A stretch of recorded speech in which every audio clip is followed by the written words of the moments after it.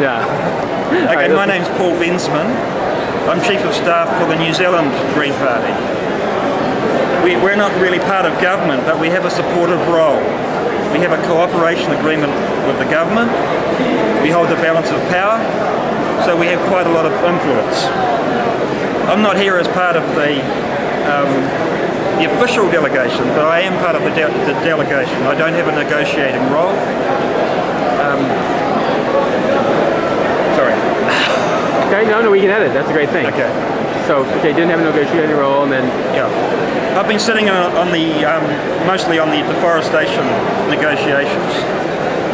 It's an issue I'm passionate about. It's an issue that the New Zealand Greens are passionate about. Some of our closest neighbours in the world, like Indonesia, Papua New Guinea, Malaysia, are deeply involved in deforestation, trying to stop it to a certain extent, and we're hoping to play a role in helping them find a way of doing that. And I'm quite pleased so far with the stance our government is taking, and a mediating role in the deforestation talks and in some of the other talks that are going on at the conference. And New Zealand being a relatively small country, is that what puts your country in a mediating role? I think it is. I think it is. We don't have a huge amount of power. We don't threaten anybody. And we're trying to get the big powers together and the so-called developing countries. I don't really like that term, developing, but that's what they're called here. The poorer countries. The poorer countries and the richer countries. I've been quite pleased with the way our negotiators have played that sort of mediation role in getting those two together and trying to bring the United States in. And then finally, back at home, how many MPs do the Greens have, and where's the party going these days? We've got 6 MPs from wide backgrounds, and we've got an election campaign next year. We don't know when our election is, possibly October, November next year.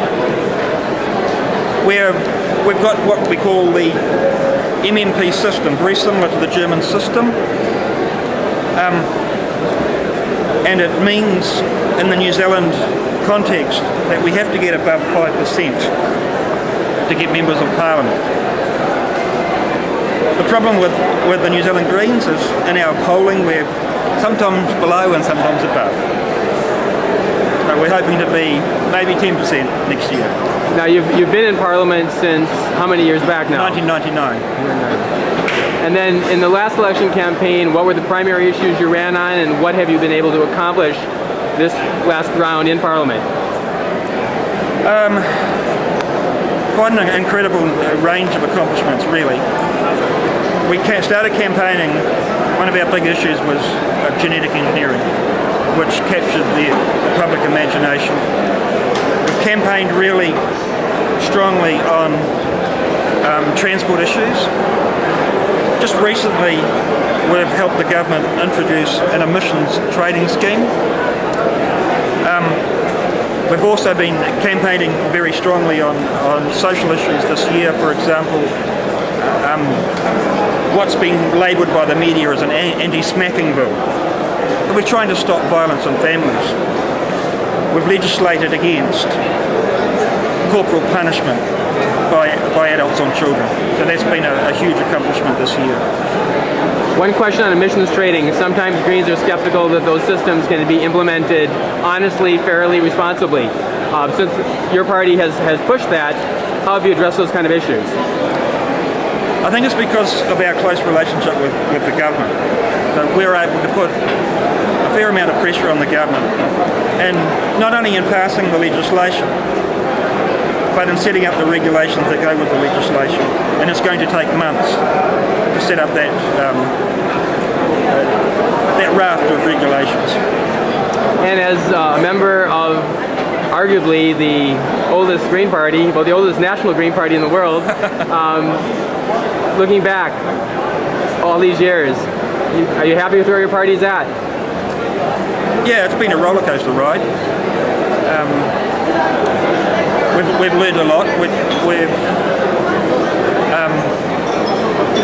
got a very uneasy sort of role in Parliament in a way, because holding the balance of power, we're courted by right-wing parties as well. And one of our sort of right-wing, centre-right parties, the biggest one, the National Party, is polling well at the moment. It could get in next year. But it's a very difficult debate within our party. If we're offered cabinet positions in a national lead government, what do we do? And that's the sort of debate I'm sure Green parties have all around the world. Paul, thanks very much. Okay.